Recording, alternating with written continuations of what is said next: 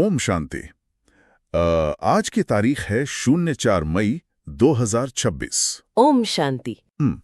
आज के इस डीप डाइव में, या यूं कहें कि इस बहुत ही गहरी चर्चा में, हमारा उद्देश्य हम सभी आत्माओं को सांसारिक उलझनों से निकालना है।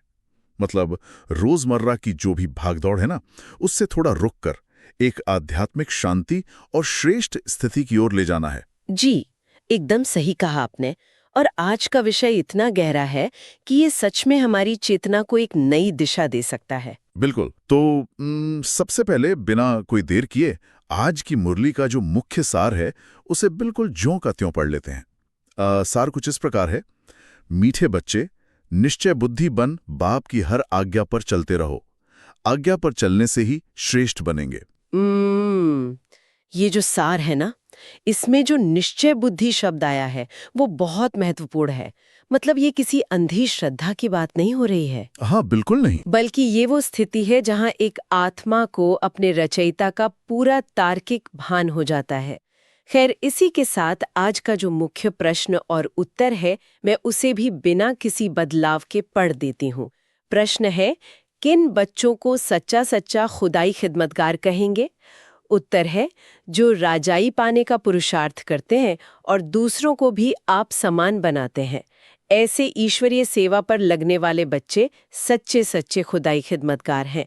उन्हें देखकर दूसरे भी सहयोगी बनते हैं। वाह, ये जवाब तो एक बहुत ही दिलचस्प विरोधाभास पैदा करता है। मतलब अगर हम बाहरी दुनिया में देखें तो खुदाई खिदमतगार या ईश्वर के सेवक का अर्थ बहुत अलग लिया जाता है ना। जी, लोग अक्सर इसे भौतिक सेवा से जोड़ लेते हैं। हाँ, जैसे किसी भूखे को भोजन देना या अस्पताल बनवाना। और ये कर्म बेशक बहुत महान है, लेकिन बाबा यहाँ आप समान बनाने की बात कर रहे हैं। बिल्कुल। मतलब सेवा का जो सबसे ऊंचा स्तर है वो किसी की सिर्फ भौतिक स्थिति बदलना नहीं है, बल्कि उसकी आध्यात्मिक चेतना को, उसकी फ्रीक्वेंसी को बदलना है। सही कहा। और ये चेतना का बदलाव लाना आसान नहीं है, क्योंकि हमारी जो डिफ़ॉल्ट सेटिंग है ना, वो हमेशा देह अभिमान की होती है। एकदम सही। हम तो हमेशा रिश्तों को पुरुष, स्त्री या सामाजिक दायरों से ही देखते हैं, जबकि बाबा कहते हैं कि हम सभी आत्माएं आपस में सत्य भाई बहन हैं, क्योंकि हमारा रचयिता एक ही शिव बाबा है।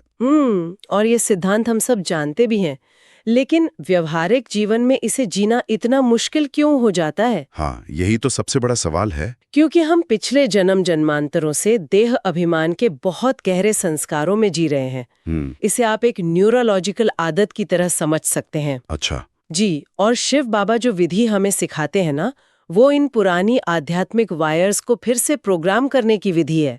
शिव बाबा जो ज्ञान और शांति के सागर हैं, चूंकि वो निराकार हैं, इसलिए वे प्रजापिता ब्रह्मा के साकार माध्यम से ज्ञान देते हैं। तो मतलब केवल उन्हें याद करने से आत्मा को अपनी पैतृक संपत्ति, जिसे हम वर्षा कहते हैं, वो मिल जाती है? बिल्कुल। और ये वर्षा कोई भौतिक संपत्ति नहीं है। ये तो वो मूल पवित्रता और असीम शांति है जो आत्मा अपनी इतनी लंबी यात्रा में कहीं खो चुकी है। मुझे यहाँ एक उदाहरण याद आ रहा है जो बहुत सटीक बैठता है। जी, बताइए। जैसे भक्ति मार्ग में हम जब किसी मूर्ति के आगे बैठते हैं ना, जी, तो हमारी बुद्धि एक भटकते हुए पक्षी की तरह होती है। हाँ, मतलब चारों ओर भागती रहती है। हाँ, हाथ में माला होती है लेकिन ध्यान कहीं और होता है। एकदम। और अगर आज की भाषा में कहूँ तो जैसे कैमरे का लेंस ऑटो फोकस मोड पर होता है। हम बैठते तो ध्यान करने हैं, लेकिन हमारा लेंस बैकग्राउंड के शोर पर फोकस कर रहा होता है। कभी ऑफिस की चिंता, कभी परिवार की बातें। बहुत सुंदर तुलना है ये, है ना? लेकिन शिव बाबा हमें क्या सिखा रहे हैं? वो हमें कैमरे को मैनुअल फोकस पर स्विच करना सिखा रहे हैं। मतलब बुद्धि को एक ही स्थान पर एकाग्र करना। जी। और ये कोई एक दिन का काम नहीं है, ये एक निरंतर अभ्यास है। बिल्कुल। जब हमारी बुद्धि उस निराकार बिंदु पर लॉक हो जाती है ना, तो उसे एक स्पष्ट लक्ष्य मिल जाता है। बाबा कहते हैं कि मुझे पहचान कर याद करो। मतलब सिर्फ ये नहीं जानना कि वो पिता है, बल्कि उसके गुणों को आत्मा के भीतर सोखना है। और जब ऐसा होता है तो वो याद सिर्फ एक नियम नहीं रह जाती, वो एक बहुत ही गहरा मौन संवाद बन जाता है। सही कहा, जहां केवल ऊर्जा का आदान प्रदान होता है। लेकिन यहाँ एक बहुत बड़ा सवाल उठता है। अगर इस एकाग्र याद से इतनी गहरी शांति मिलती है तो आज दुनिया बिल्कुल विपरीत दिशा में क्यों जा रही है? दुनिया में आज हर कदम पर इतना दुख और शोक क्यों है? ये बहुत ही स्वाभाविक प्रश्न है। मतलब लोग मृत्यु या प्राकृतिक आपदाओं के नाम से ही इतना घबराते क्यों हैं? बाबा ने इस वर्तमान समय को शोक वाटिका और सतयुग को अशोक वाटिका कहा है ना? हाँ, इसे आप ऊर्जा के क्षीण होने से समझ सकते हैं। जैसे एक बैटरी धीरे धीरे डिस्चार्ज होती है ना, बिल्कुल वैसे ही आत्माएं सत्वप्रधान से तमोप्रधान अवस्था में आ चुकी हैं। अच्छा, तो ये जो रावण राज्य है, ये एकदम डिस्चार्ज बैटरी वाली स्थिति है। एकदम सही। ये कलयुग का अंतिम समय है जहां हर आत्मा किसी न किसी रूप में भय या दुख में है। इसलिए बाबा इसे शोक वाटिका कहते हैं। हर तरफ दुख ही दुख। इसके विपरीत जो अशोक वाटिका या राम राज्य है, वहां आत्माएं अपनी फुल चार्ज अवस्था में होती हैं। वहां अकाल मृत्यु का कोई डर नहीं होता। शरीर छोड़ना तो बस ऐसा है जैसे एक पुराने कपड़े को उतार कर नया कपड़ा पहन लेना। बिल्कुल, बहुत ही सहज और खुशी का अनुभव। तो ये जो शोक वाटिका और अशोक वाटिका का कॉन्ट्रास्ट है, ये हमें विनाश को देखने का एक नया नजरिया देता है। हम खबरों में हिरोशिमा जैसे बम परीक्षण या प्राकृतिक आपदाएं देखते हैं तो डर लगता है। वो तो है। लेकिन जब हम इसे इस 5000 वर्ष के विशाल ड्रामा के नजरिए से देखते हैं तो विनाश का मतलब बिल्कुल बदल जाता है। ये विनाश डरने की बात नहीं है। ये तो ऐसा है कि बहुत लंबा नाटक अब खत्म होने वाला है और सारे एक्टर्स थक चुके हैं। जी बिल्कुल, वो अपनी पोशाकें उतार कर घर जाना चाहते हैं। हाँ, विनाश तो बस एक पर्दा गिरने जैसा है, जिसके बाद हम सभी आत्माएं वापस अपने असली घर निर्वाण धाम लौट जाएंगी। और यही ज्ञान की सबसे बड़ी शक्ति है। जो आत्माएं इस ज्ञान को समझ लेती हैं, वो विनाश की खबरों से घबराती नहीं हैं। वो जानती हैं कि पुरानी दुनिया का विनाश निश्चित है, ताकि नई दुनिया यानी पैराडाइज, जो क्राइस्ट से 3000 वर्ष पूर्व था, उसकी स्थापना हो सके। पर यहाँ एक और गहरा प्रश्न है जो अक्सर लोगों के मन में द्वंद्व पैदा करता है। जी, अगर ये 5000 वर्ष का ड्रामा बिल्कुल निश्चित है, मतलब अगर हर एक एक्टर का पार्ट पहले से तय है, तो फिर हम अभी इतना पुरुषार्थ क्यों करें? हम सतोप्रधान बनने की इतनी मेहनत क्यों करें? ये सच में बहुत बड़ा पैराडॉक्स लगता है। है ना? ऐसा लगता है कि सब कुछ तो वैसे भी अपने आप हो ही जाएगा। ये आध्यात्मिकता का बहुत ही गहरा सवाल है। हाँ, ड्रामा 100% निश्चित है, लेकिन इसका अर्थ ये नहीं है कि हमें आलसी होकर बैठ जाना है। आप जो ये वर्तमान में पुरुषार्थ कर रहे हैं ना, आपका जो ये हर पल का आध्यात्मिक प्रयास है, यही तो उस ड्रामा में निश्चित है।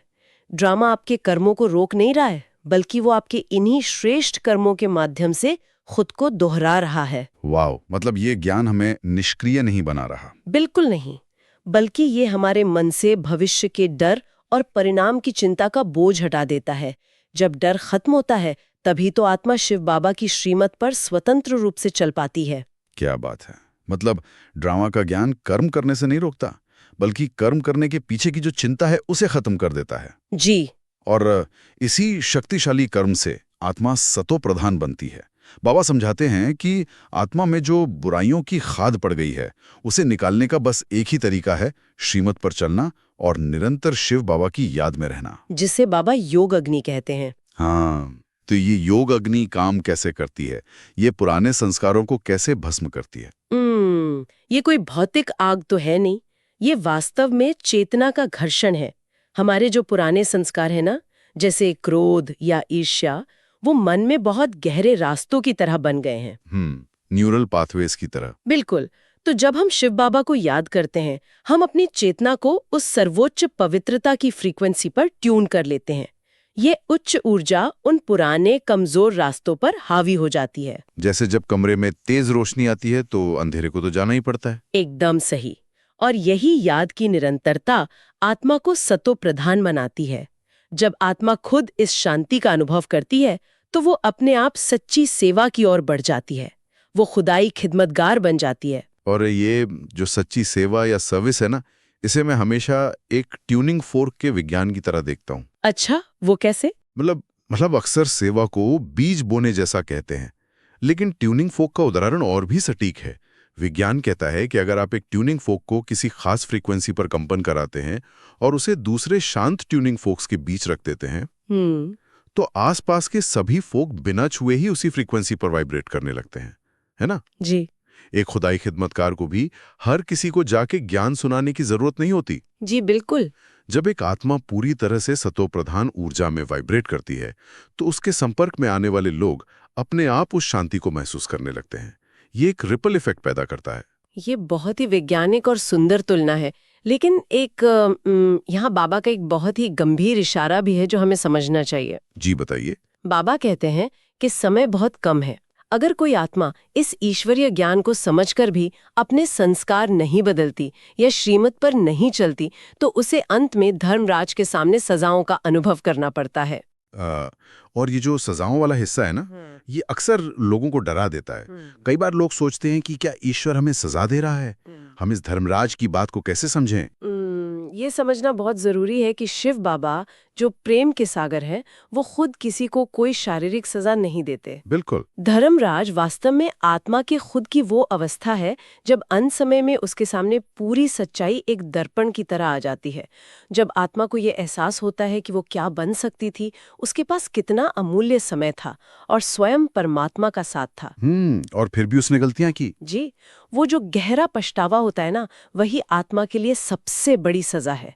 उस पछतावे से बचने के लिए ही बाबा कहते हैं कि सत्यनारायण की कथा सुनकर अभी से पुरुषार्थ में लग जाओ।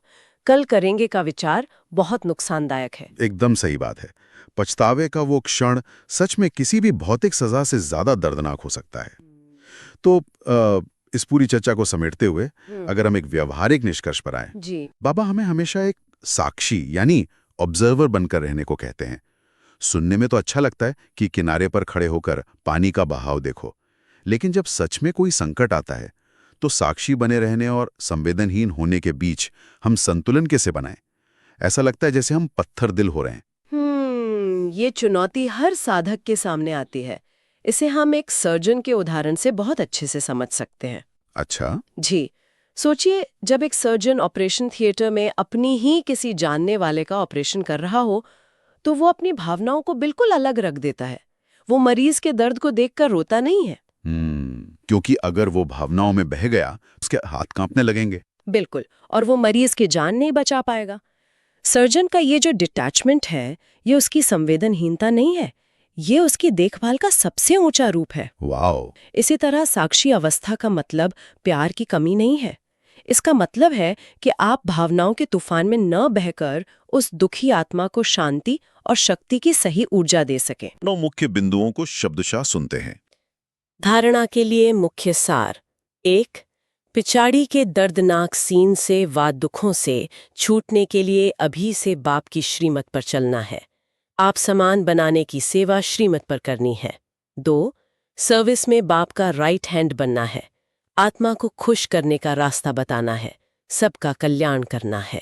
ये धारणा हमें बहुत स्पष्ट करती है कि हमारी सेवा का लक्ष्य क्या होना चाहिए।